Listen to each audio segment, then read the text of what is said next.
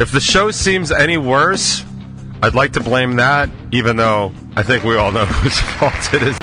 Today, I didn't even bring the table. Swapping manly stories, and in the morning, I'm making waffles. Could I be any grosser? I was in no danger of doing that, because I know he could kill me if he wanted to. He grabbed me here and he grabbed me there. That seems medically not sound advice. Doesn't it seem like too much? And I just looked at him like, nope. I don't think they're all playing the same song. And also with you. And also with your spirit. And I was like, well, and that's how you come in third. You had me at dog, but you also had me at tacos. It's just a very big unit, and I have a very big box. It doesn't have enough gumdrop buttons. Yo, Cortex, can you make it sound like anything from Beartooth? I don't know that I could recommend the show less. Hard Rock Lunchbox.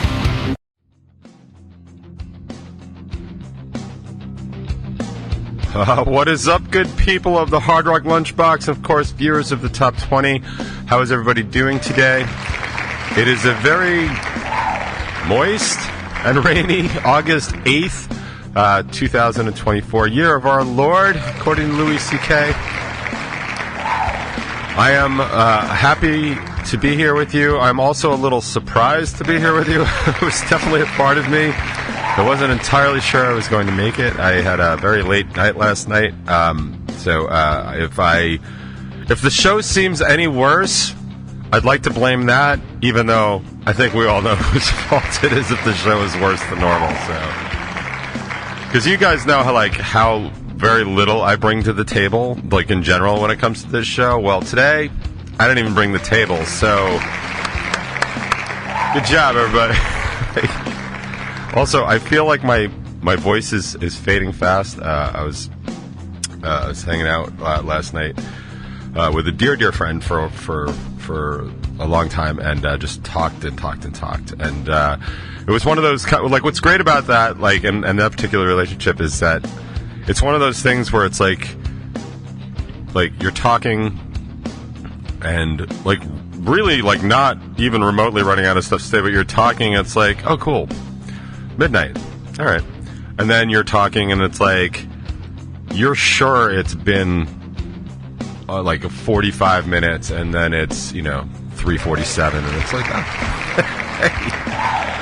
And then, the thought pops in, I sure hope it's still, Wednesday, Thursday, because, it's possible, maybe we've done a cycle, but, I could not recommend that, more peer support. Just when those things happen, you kind of realize why people sat around the fire in ancient time. Well, not even ancient, way earlier, in tribal times, just swapping manly stories. And in the morning, I'm making waffles, ladies and gentlemen. Donkey coming in clutch, and as always is correct. But so I'm feeling it. I'm feeling it in my voice that my voice box, such as it is it's hey man, didn't we call on this tool enough already? Are you gonna really try and talk for 2 hours? And I'm like, yo man, no, I'm gonna talk for 20 minutes. It's gonna feel like 30, but it's gonna talk for 20. But I think I have figured out a solution to that particular problem, and that was not preparing anything for today's show. So again, but I am going to apologize because I know how annoying it is to listen to this sound. Ready? In isolate. Because you're going to be hearing a lot of that. There's nothing wrong with me. Although, I am feeling a little congested. Thank you for asking. But I'm just noticing that now. So it's too late for me to do anything about it because we are full steam ahead in the top 20. So let's get to work, shall we? This is of course, we're going to do some light housekeeping. The new episode of the top 20 is out today. It is DJ's Antitrust Paradox. It's basically where I spent a lot of time talking about Lena Khan, who's the head of the FTC, and the paper she wrote in 2017 about Amazon and how they really had an antitrust problem, and basically nobody was paying attention to it, and now we have a huge Amazon antitrust problem. Which is interesting because if you're following any of the news, I mean, obviously there's a lot going on in the news to follow, but if you're dodging a lot of politics in the Olympics, then, you might have heard that Google was just ruled a monopoly in a very important court case. That is a big deal, and that has had some real tech ramifications, because while that stuff happens in Europe all the time, because the EU is a lot less corporate friendly, I guess, with businesses that are doing, engaging in monopolistic practices. The U.S. tends to not be, and I was even, saying that even Obama's head of the FTC was like, "Nah, let's not take on business because we want businesses to succeed." And Lena Khan's whole thing is like, "Yeah, of course we want businesses to succeed, but we want other businesses to succeed too, not just 5. And and we want it to be a thriving economy where workers have a say and all that other stuff." But I managed to link to it was the More Perfect Union was the site, and I watched that a lot. But excuse me.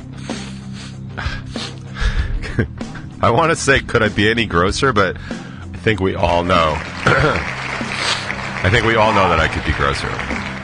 But I did link to the More Perfect Union video where he interviews Lena Khan. There's also a Daily Show interview that I might link to that. But I think the one in More Perfect Union was good because he gives a whole lot of intro to it. And then if you watch that and then you watch the top 20, you'll see what I'm talking about in that paper. I think I also linked to the paper. Did I do that? I might not have done that. But if you look up Lena Khan, Lina, KAHN, and Amazon Antitrust Paradox, you'll get to that. Anyway, I think it was good. I was also talking about my cool brace because I was wearing that shoulder pad, which I was dealing with. By the way, medical update. So while I still have the small tear in my rotator cuff, I think it's pretty much all but healed at this point. I have now, ready for it? Wait, hold on.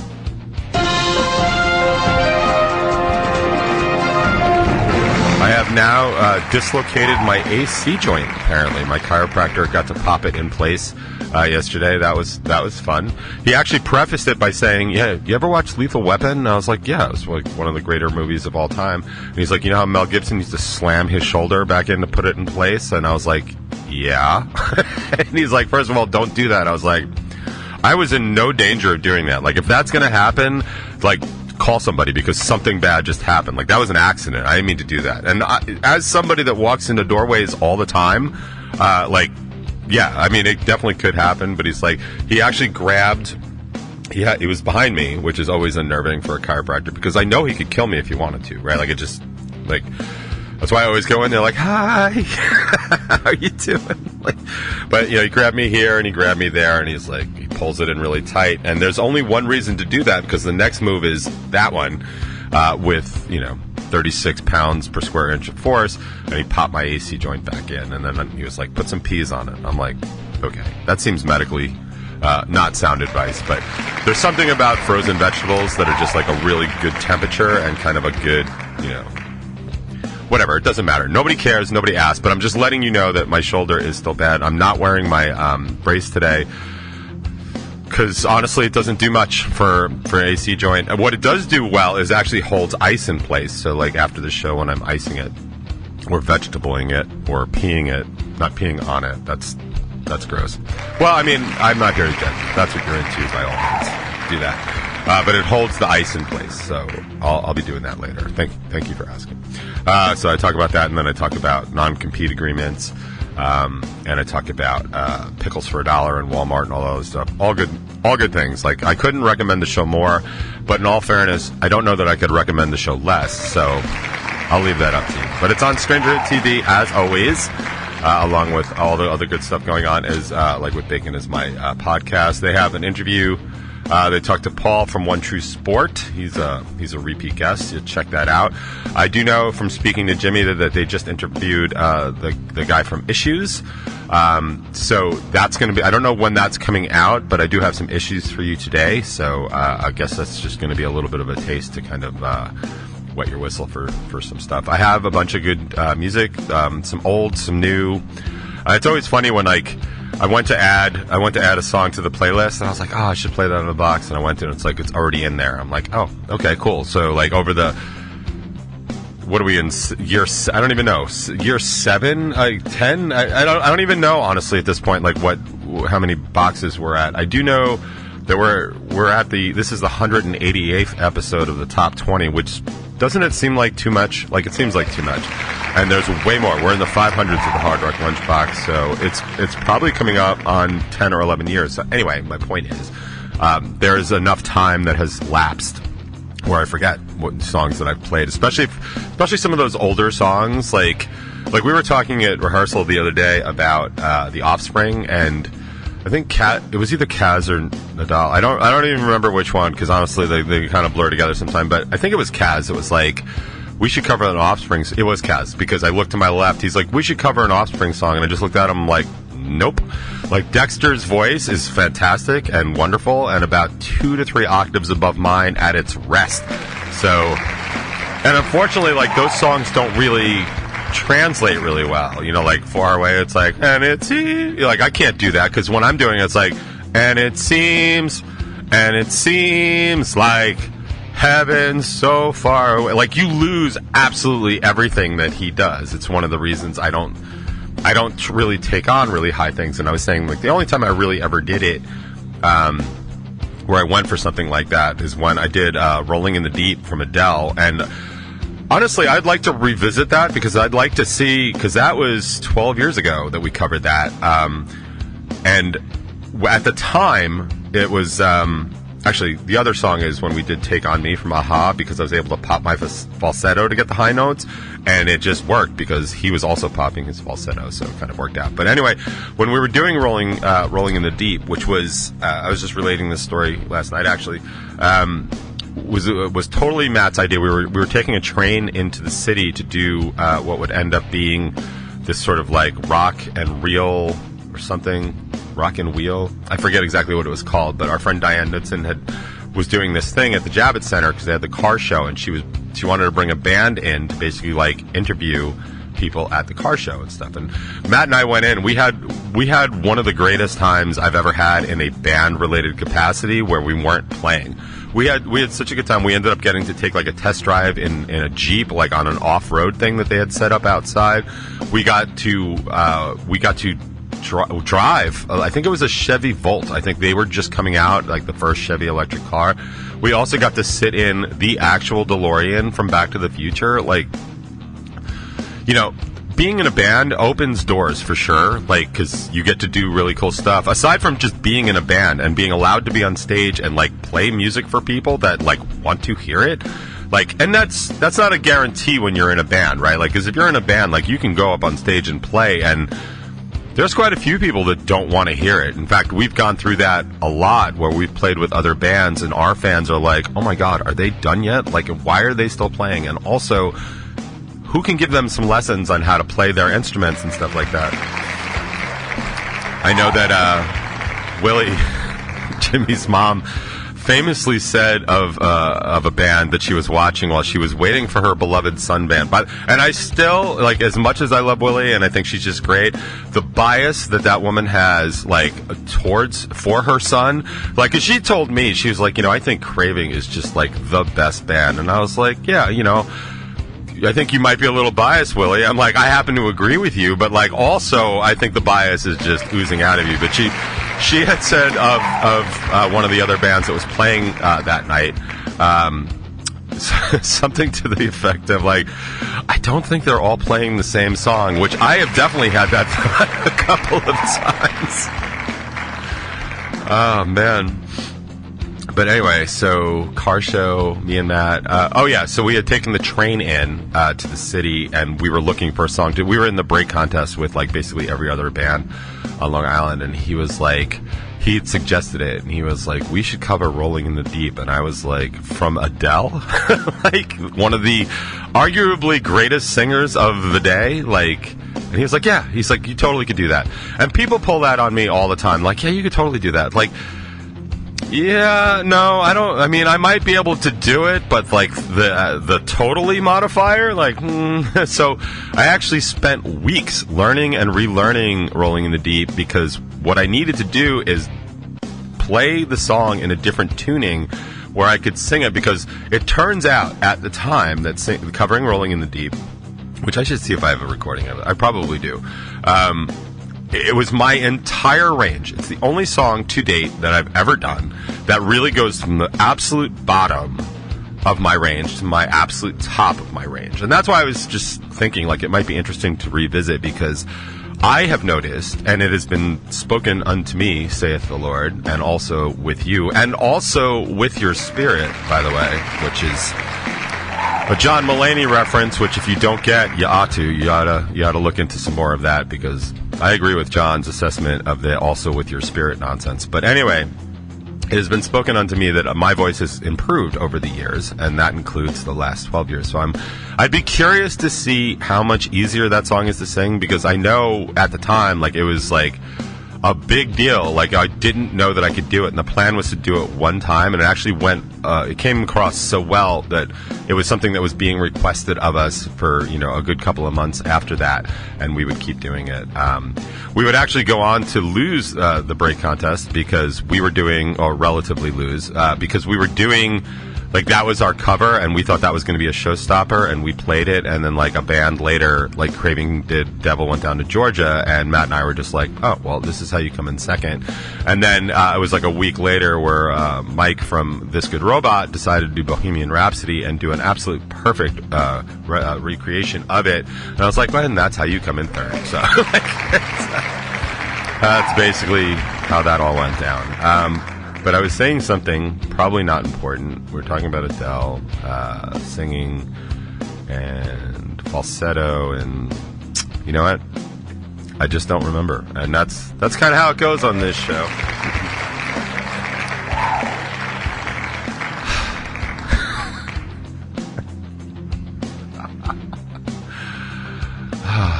Don't let this fool you. I'm not in a very good mood. Like, I'm not in a very, like, I'm not really happy. But I am approaching mass delirium. I am very tired. And I'm laughing at myself. And that's cool. But I also feel like this huge... I don't even know. I guess it's like a huge dopamine hit from just, like, hanging out, like, very casually, like, and, like, I don't need to give anything away of my personal life and stuff like that, even though obviously I would, but I can tell you that a dog and tacos were involved, and like,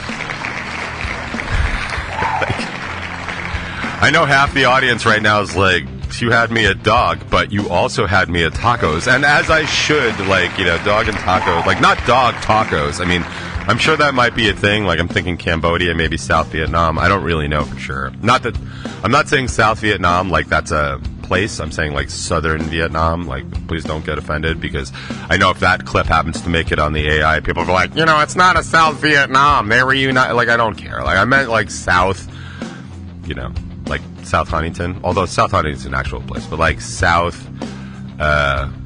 You know what? I'm just not. How about that? What do you think about that? I'm just going to not do that. I'm not going to engage in that material, because I feel like that's probably a good idea. So yeah. So I encourage all that. I encourage good hangs, as dumb as that might sound. And as hard as it is sometimes all the time for me to plan those things, like, I really am grateful when I get those opportunities to do that, like really good, like long hangs, like with some laughs, some like really like some thoughtful conversation, and like I had a long talk about why I should trade my so currently, like, on my so here's some insight. And some of you that were at the show by the way, thank you everybody that came to the show on Friday. Like, thank you everybody that like really super thank you for everybody that came out and like was there the whole night and hanging with us and stuff. Like, I really do appreciate it. And I know, very well that Neon Skyline and Joey's band was playing over at Amityville Music Hall. And I am so grateful for all the people that went there and then came over. I know how hard it is to do like a secondary location. I also know how dangerous that is. That's also a John Mulaney reference. So like, you really should bone up on your Mulaney. That's probably phrasing, but regardless. So I appreciate that just so much. Like just having so many people in the room, like supporting us, supporting me, but like also just wanting to be there and listening. And it was something that Jimmy and I had spoken about recently about how very like town hall meeting it tends to be, like whenever we put together like a Sandbox show. And not that Friday was a Sandbox show, like it was just a Revel 9 show with some other bands, and like I'm very happy to play with sandbox bands. The opportunities just are not as often as I would like, but, you know, like, I'll work on something for December because I always try and do some sort of Christmas show, but I'll obviously keep you posted on that. But we were talking about how funny it is and amusing to a degree, like, when we all do get together, because I am of the belief, and you can correct me if I'm wrong in the chat if you want, but I am of the belief that we have reached the stage where if you put at least 2 sandbox bands together for a show, those bands now become more of an afterthought and more of a soundtrack to the sort of town hall hangout meeting that is really going on, because I believe that is what is the attractive part of those shows, because people go to those shows to see each other and hang out because they know there's a really good likelihood that most of the people that they hang out with at shows are going to be at a show like that. And I think that is so fantastic, especially when it comes to the point where it's like, you know, even we as band members are hanging out and like talking to our friends and like doing all that other stuff, and like you kind of like you'll look at your watch like, oh, I'm sorry, I gotta go do this thing for like 40 minutes, but like I'll be right back. And it's like it becomes secondary to us. It's like the playing the show becomes interfering with what we're trying to do out, you know, and just hanging out and stuff like that. So I always think that's funny. But I was talking to Jimmy about so I have the Line 6, and you might have noticed this on Friday. Like, I play with the Helix. I played with the Helix for years, like, since pre-COVID, I believe. And it's just a very big unit, and I have a very big box, no phrasing, that it sits in, and it's been vexing me for months, maybe even years at this point, because as we play smaller and smaller places, the stage room gets smaller, and then I have this big, I think it's like a 36-inch case, which is, you know, a lot.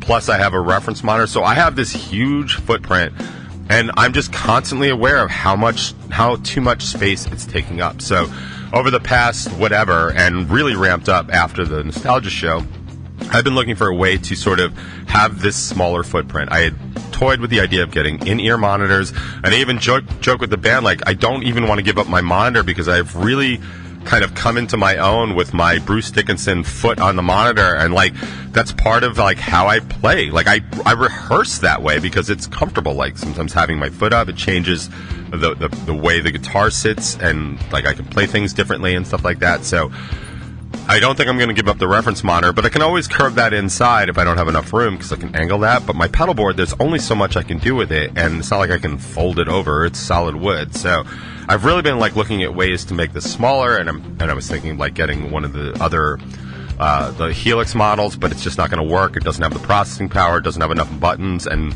yeah, that sounds stupid that it doesn't have enough buttons. It doesn't have enough gumdrop buttons, so that's for sure.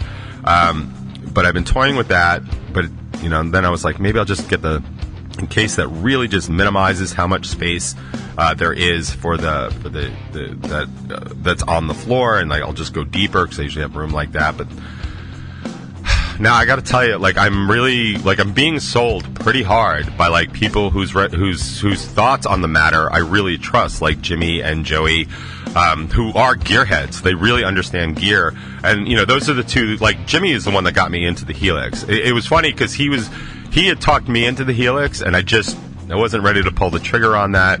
And then, but I was talking about it so much, the Kaz ended up getting Helix, and I was able to see like how well it worked and stuff like that. I was like, okay, cool. This is good, because I was tired of doing like my amp and cabinet and my pedal board, which I had no problem. I loved my M3 Boss pedal board. It was great. But this was just such a step in the right direction. But now I'm getting a lot of, I want to say pressure, but that's not the right word. But like, I'm creating my own pressure because I'm getting a lot of influenced thoughts on getting the Neural Cortex, which is basically a Line 6 for those of you that aren't gearheads. It does the same thing as the Helix, right? But it does it so much better. It is such a much better machine. It's also like a third of the size, and it's like, this is going to solve every single problem I'm currently having with my floor space and my footprint on the floor, because it is so much smaller. It also does way more, and if I decide to not go with the wireless and not go with like all my DIs and stuff like that, like I don't really need it. It also, and this is getting too technical, it does a lot of parallel processing, which means I can run my microphone through it and add some of the vocal effects that I used to use when I was using my TC to do like, you know, distorted vocals when I need them, delays, Like I used to have this delay and distorted effect when we would sing Awake that would mimic the record. If you ever go back and listen to the Reality Crush and listen to the beginning of Awake, it's pretty integral in that song, and I just, since I stopped using it, I wasn't able to recreate that live and all that other stuff. But the problem is that the Cortex is, $1,700, and it's like, yeah, I can go to Sweetwater, I can pay for it over the next, I think it's like 75 years, no interest, whatever it is, and that thing, like, you'll see, like, posts every now and then, they always make me laugh, where it's like, oh, I just looked up all the symptoms I'm having, all the problems I'm having, and it turns out I just need more money. Well, that's basically it. So it's like if I had infinite money, like, I would have had it already just to even try the damn thing, the other part is, like, time. Like, do I really want to learn this thing? But I also know, like, I can go over to Joey's or Jimmy's and be like, could you show me how to use this thing I just bought? Like, it would be like buying, if I bought, like, I know how to drive a standard transmission, but imagine if you didn't, right? And you just bought, like, say, like, I was going to get, before I got my Subaru, I really wanted to get a Jeep. I wanted to get a manual transmission, and, like, but I didn't want to buy it because Jeeps are, like, hot garbage and, like, really, like, dumpster fires. So I was going to lease it, but I really wanted a standard transmission because it's been years since I've driven with a clutch, and I miss it, honestly. Not always, like, not on rolling back hills, but I do miss it. But it'd be like buying a standard transmission and then showing up at somebody's house because you don't know how to drive it and be like, can you show me how to do this? Like, so... And they're fine because they're gearheads. Like, I think they would really like, okay, you can do this. Like, I know Joey would be like, oh, you can do this and you can do this other thing. Like, and I wouldn't catch any of it. I'd just be like, I'm going to leave this here. Do you want anything from Starbucks? When I come back, could you make this sound like a Marshall? And I think he would probably do that for me. So, like, as with Jimmy. And Jimmy, like, was telling me, like, you can just download stuff from the sky. I mean, from the cloud. Well, also the sky. And it just downloads, and all of a sudden your sounds are just there, which to me is, like, just bananas. Because I feel like we're just, months away from being like, yo, Cortex, can you make it sound like anything from Beartooth? And it'll be like, yes, DJ, I will do, like, maybe that's coming. Like, I don't know where we are with AI and the neural cortex, but, like, it sounds super attractive to me. So, anyway, so I'm totally now leaning that way instead of going the case. So it was going to be a $200 case solution. Now I'm thinking it's going to be a $1,700 processing solution. And then I got to figure out what to do with Helix because I just traditionally do not get rid of gear. But I feel like that might be something I would have to sell off because it's just, there's just too much. Like, that is just too expensive. And I don't know what I'm going to do. So, if you're wondering what I'm going to be obsessing over the next week to 2 weeks to 3 years, it's probably going to be whether or not to pull the trigger on this thing that's, going to make my life way better and make it way easier and, like, only cost me, like, $53 a month from Sweetwater. So, anyway, that's what's going on in my head. The other thing that's going on in my head, and I will end the top 29 right now, is that Fear the Masses, who are one of my favorite local bands and have been for a long time. They're based out of Connecticut. They came down. They did a New to You. We used to play with them all the time. We played with them at the Cherry Street Station show that I've talked about several times here on the show. One of the greater Rebel 9 adventures ever. It was the one where it's such a metal club that we were going to start with San Jose, and Kaz kind of looked around and saw that even the women in the room were all wearing, like, death shirts and Cannibal Corpse, and he kind of, like, leans into me. He's like, maybe we shouldn't start with San Jose. And I made an on-the-fly, like, oh, okay, I guess so. But we ended up playing a short set because of it. And to be fair, the only reason I could pull that off is because we were the opening band, and very few people were there to see us anyway. So, like, it didn't really matter. Like, nobody knew who we were. But we just didn't want the first impression to be San Jose, which is like, started with a kid. Although I do think we might have closed with it. I don't think I cut it as much as I just moved it, but I don't fully remember that. But I do remember Kaz being like, maybe that's not the song. And he was probably right. So, but I do seem to remember that we just moved it to the end of the set because by that time we were going to win over anybody we were going to win over. And also, I don't know what you know about Rebel 9, but we are not a metal band no matter how you do the set. So that was kind of an issue, or kind of an experience. But anyway, that's Fear the Masses, and we've known them a super long time. Doug and Joshua are the ones, the main players in it. But they have finally dropped a new record called Regime Change, and they've been dribbling out some singles over the years and stuff like that. But the record is out. I highly recommend it on Spotify. I didn't even know what song I wanted to pick for today because there are just so many options. But I decided to go with Life Sentence because there's something super catchy about it for me. I hope you guys like it, but if you don't, that's fine. It's a full-length record, so go check it out. On Spotify, it's on Spotify now, and you can see Fear the Masses like anywhere in Connecticut. And maybe if we have another opportunity to like afford to bring bands down here, like maybe we'll bring them back down here and we'll just play them for you that way. But in the meantime, I am very happy to give you a brand new song. Start off the Hard Rock Lunchbox with. It's brand new for the masses. It's Life Sentence, and it's on the box.